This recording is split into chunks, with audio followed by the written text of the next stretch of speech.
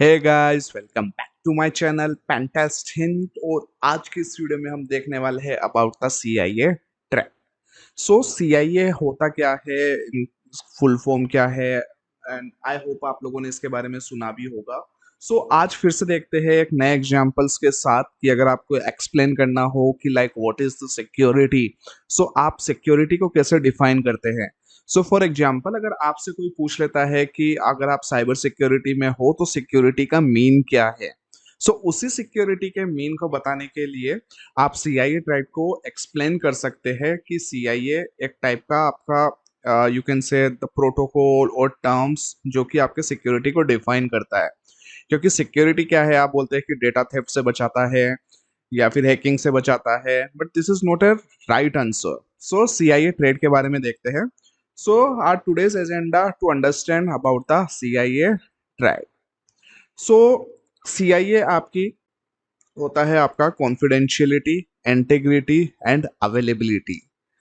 सो ये लेटर्स है आपके द सी आई ए, जो कि एक कॉमन मॉडल है आपका, जो कि आपके सिक्योरिटी सिस्टम के अंदर काम में आता है। And like these are use to finding vulnerabilities and methods to create solutions. So किसी भी ऑर्गेनाइजेशन के अंदर अब हम देखते हैं in terms of information security, in terms of cyber security, जहाँ पे आपके सीआईए के बिना आप सिक्योरिटी आप इम्पॉसिबल समझ सकते हैं। और you can say it's a high level checklist कि किसी भी काम को पूरा करने के लिए जब हम एक चेकलिस्ट फॉलो करते हैं, सो ये आपकी एक हाई लेवल चेकलिस्ट है जिसमें आप कॉन्फिडेंशियलिटी चेक कर रहे हैं, इंटीग्रिटी चेक कर रहे हैं, अवेलेबिलिटी चेक कर रहे हैं।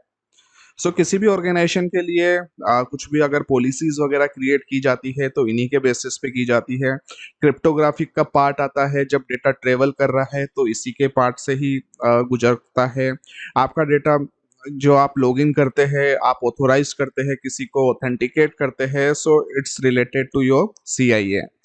आपका डोस अटैक होगा, डीडोस अटैक होगा, आप क्लाउड सर्वर यूज में ले रहे हैं, सो एक टाइप का आपके हाई लेवल पॉलिसीज या फिर हाई लेवल आप चेकलिस्ट बता सकते हैं सीआईए को, जो कि सिक्योरिटी को डिफाइन करता है। जब ये तीनों साथ आ जाते हैं किसी ऑर्गेनाइजेशन के अंदर, तो ऑर्गेनाइजेशन का जो गोल होता है उसको अचीव करने में हेल्प करता है इन टर्म्स ऑफ सिक्योरिटी, कि आपका डेटा लीक नहीं होना चाहिए, जो यूजर की आप इंफॉर्मेशन रख रखे हैं वो सेव्ड होनी चाहिए।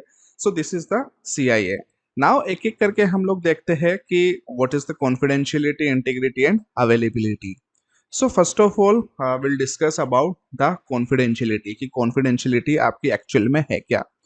सो कॉन्फिडेंशियलिटी का मीन हो गया कि आप सिर्फ ऑथोराइज्ड पर्सन को ही अलाउ करते हैं आपके ऑपरेशंस को एक्सेस करने के लिए। फॉर एग्जाम्पल, आपके पास अगर कोई लॉगिन पैनल है तो आप सिर्फ ऑथोराइज्ड पर्सन ही उस पर लॉगिन कर सकता है विद द हेल्प ऑफ एक specific user name, specific password. For example, अगर आप फेसबुक यूजर है तो फेसबुक के अंदर आप सिर्फ जब तक आप अपना ईमेल आईडी और पासवर्ड आप इनपुट नहीं करते हैं तो वहां पे आप लॉगिन नहीं कर पाते। दैट्स मीन फेसबुक ने आपको ऑथोराइज किया है with the help of your user name and password कि आप वही हो। So this is the simple confidentiality. या फिर हम बात कर सकते हैं, अगर आपका पासवर्ड इन लाइक लीक हो जाता है या फिर किसी को पता लग जाता है और अगर आपने वहां पे टू फैक्टर ऑथेंटिकेशन ऑन कर रखा है, so two factor authentication is also related to your authorisation part, और ऑथराइजेशन पार्ट आपके आता है आपकी कॉन्फिडेंशियलिटी के अंदर। सो ये तो हो गया हमारे साइबर सिक्योरिटी से रिलेटेड, जहाँ पे हमने डिजिटल एग्जाम्पल देखा। इसी का हम इंफॉर्मेशन सिक्योरिटी से रिलेटेड भी देख लेते हैं कि अगर मैं इसको अगर ऑफलाइन कर देता हूँ, so now what is the confidentiality. अगर मैं इसको सिंपली ऑफलाइन करके देखता हूँ कॉन्फिडेंशियलिटी को, सो फॉर एग्जाम्पल, अगर आपने कुछ भी एक चिट्ठी लिखी, आप पोस्ट कार्ड पे अपना कुछ भी डेटा लिखते हैं और किसी को सेंड करते हैं, सो यहाँ पे मेक श्योर कर रहे होते हैं कि उसी बंदे को वो पोस्ट कार्ड मिलना चाहिए, वो चिट्ठी मिलनी चाहिए और वो उसी को ही वो ही पढ़े। फॉर एग्जाम्पल, अगर आपने किसी से 5,000 रुपये मांगे हैं पोस्ट कार्ड की हेल्प से, तो वो वहीं पे ही जाके मिलना चाहिए और वही बंदा पढ़े। अदरवाइज क्या होगा, किसी अटैकर ने पढ़ लिया, वहां पे उसने मल्टीपल चीजें चेंज कर सकते हैं। So this is the different part जो कि आपके इंटीग्रिटी को अफेक्ट करता है। बट यस, यहाँ पे आप चाहते हैं कि only authorized person can read only. So for example एक बैंक है, बैंक के अंदर सारा पैसा एक रूम के अंदर रखा है और वहां पे सिर्फ ऑथराइजेशन के लिए ओनली बैंक मैनेजर जा सकता है फॉर एग्जाम्पल। सो उस बैंक मैनेजर के लिए उस रूम के लिए जो ऑथराइजेशन है वो ओनली बैंक मैनेजर है। सो उसको आइडेंटिफाई करने के बाद ही वो उस रूम के अंदर जा सकता है। So this is the part of the confidentiality, जिसमें आप ऑफलाइन और ऑनलाइन दोनों जगह ये अप्लाई करके देखते हैं your confidentiality part. Now will move on the integrity.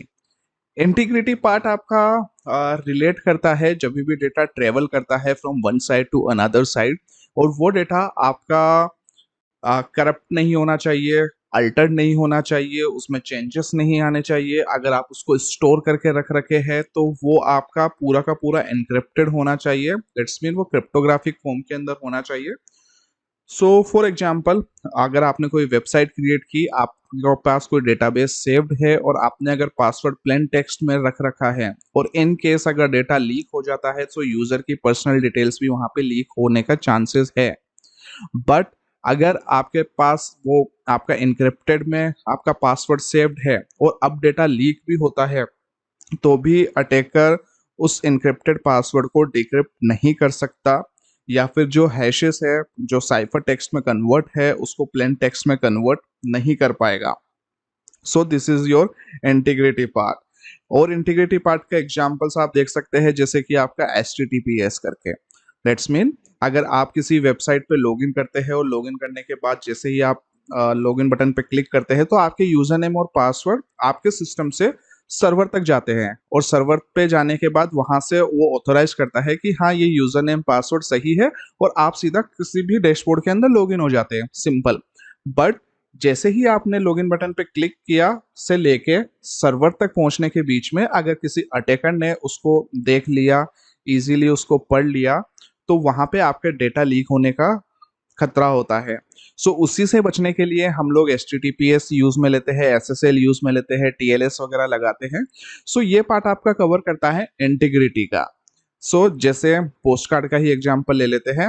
आपने उस पर लिखा कि मुझे 5000 की नीड है, जल्दी से भिजवा दीजिए। सो फर्स्ट ऑफ ऑल तो हो गया कॉन्फिडेंशियलिटी पार्ट कि वो ऑथोराइज पर्सन के पास ही जाना चाहिए। सेकंड पार्ट ये हो गया कि उसके अंदर कोई चेंजेस नहीं होने चाहिए। आपने लिखा कि इस बैंक अकाउंट के अंदर ट्रांसफर कर देना, और वहां पे किसी अटैकर ने क्या किया, वहां पे यूजर नेम ओ सॉरी बैंक अकाउंट ही सारी डिटेल्स वगैरह चेंज कर दी, और जैसे ही वो ऑथोराइज पर्सन के पास जाता है उसको लगेगा यही सही डिटेल्स है और वहां पे वो उसको ट्रांसफर कर देगा पैसा।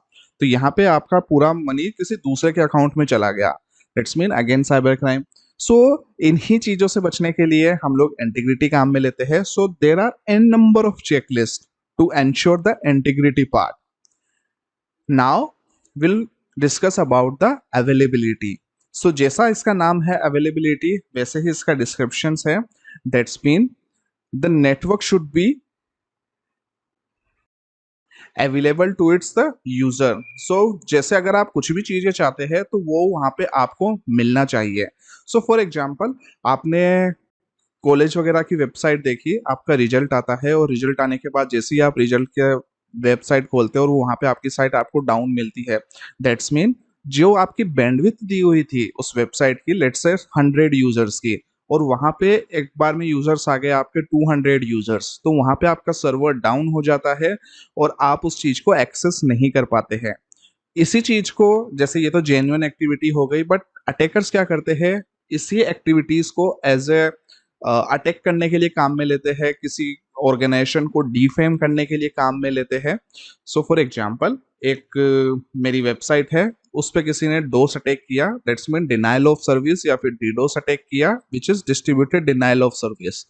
सो वहां पे क्या होगा, लेट्स से मेरे सर्वर का जो कैपेसिटी है वो ओनली 100 यूजर्स का है, और अटैकर्स ने क्या किया, मुझे मेरे सर्वर पे 200 यूजर्स भेज दिए, तो वहां पे मेरा सर्वर डाउन होने लग जाएगा, मेरी वेबसाइट रेस्पॉन्स नहीं दे पाएगी जो भी जेन्युइन यूजर्स होंगे। सो जो भी डेटा चाहते थे मेरी वेबसाइट से वो उनको नहीं मिल पाएगा।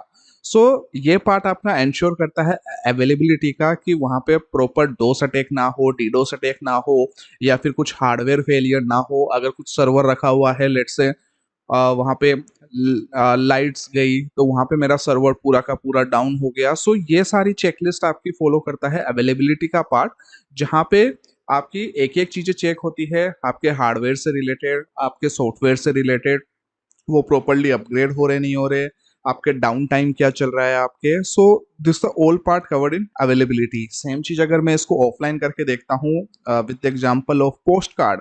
सो पोस्ट कार्ड में ऑथोराइज पर्सन के पास जा रहा है, इंटीग्रिटी पार्ट चेक किया, बट क्या वो उसको सही टाइम पे मिल रहा है?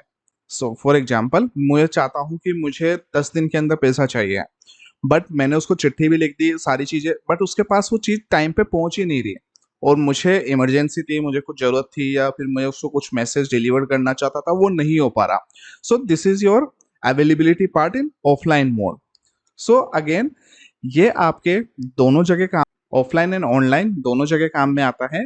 Now the question is why should you use the CIA track? आप क्यों यूज करोगे CIA ट्रैक को? सो एज डिस्कस अर्लियर, यहाँ पे आपके simply like comprehensive high level checklist आपको ये प्रोवाइड करवाता है कि confidentiality, integrity and availability part आपका कवर्ड हो, जहाँ पे आपके एक टाइप का सिक्योरिटी टूल या प्रोसीजर बता सकते हैं CIA ट्रेड को, जहाँ पे ये आपके तीनों कंपोनेंट्स चेक होते हैं। और अगर इसका मैं अलग से एग्जांपल ले लेता हूँ सिक्योरिटी से रिलेटेड, तो जैसे कि आपका बैंक अकाउंट है, आपने आपके पास ATM है। सो ATM के अंदर क्या हो रहा है, 2 फैक्टर ऑथेंटिकेशन ऑन है, दैट्स मीन आपका डेबिट कार्ड का पिन नंबर, आपका CVV number. So this part ensure the confidentiality part. ATM के बैंक्स, जैसे ही आप जाते हैं ATM पे और आप भी कुछ ट्रांजेक्शन्स वगैरह करते हैं, so transactions like always on HTTPS, वहाँ पे हमेशा आपके HTTPS पे ही होगी आपकी। सो ये आपका पार्ट इंश्योर कर रहा होता है। इंटीग्रिटी पार्ट, अवेलेबिलिटी पार्ट हो गया, आप जब चाहो आप बैंक के सर्वर्स वगैरह यूज में ले सकते हैं। सो हर चीज में अगर आप सिक्योरिटी टर्म्स में देखते हैं तो CIA ट्रेड की आपको जरूरत होती ही होती है। अब इन्हीं के अंदर मल्टीपल आपकी चेकलिस्ट आती है, जो कि हम लोग नेक्स्ट वीडियो में डिस्कस करेंगे कि कॉन्फिडेंशियलिटी के अंदर क्या चेकलिस्ट आती है, जो कि हम ISMS के अंदर इनको फॉलो कर सकते हैं, या इंटीग्रिटी में क्या आती है, या फिर अवेलेबिलिटी के अंदर क्या आती है। So this is the different part, but yes, if I am talking about the high level checklist, so yes, the first one is confidentiality, second one is integrity, and third one is availability. So this is the simple CIA. So अब से आपसे कोई पूछता है कि what is the security, so you can easily say the security is like the term which ensure about the confidentiality, about ensure the integrity and ensure about availability. यहाँ पे जब ये तीनों चीजों को चेक कर लिया जाता है और ये प्रॉपर वर्क कर रहे होते हैं, this is called your security, which in terms of information और in terms of cyber, because like cyber security information security का एक सबसेट है, जहाँ पे आपका डेटा ऑफलाइन ऑनलाइन दोनों तरीके से हो सकता है। So this is your CIA। So I hope ये इंफॉर्मेटिव वीडियो आपके काम में आया होगा। सो वीडियो अच्छा लगा हो, प्लीज वीडियो को लाइक कीजिए, कमेंट करके बताइए आपका फेवरेट पार्ट। मिलते हैं हम लोग नेक्स्ट वीडियोस के अंदर with the different check list.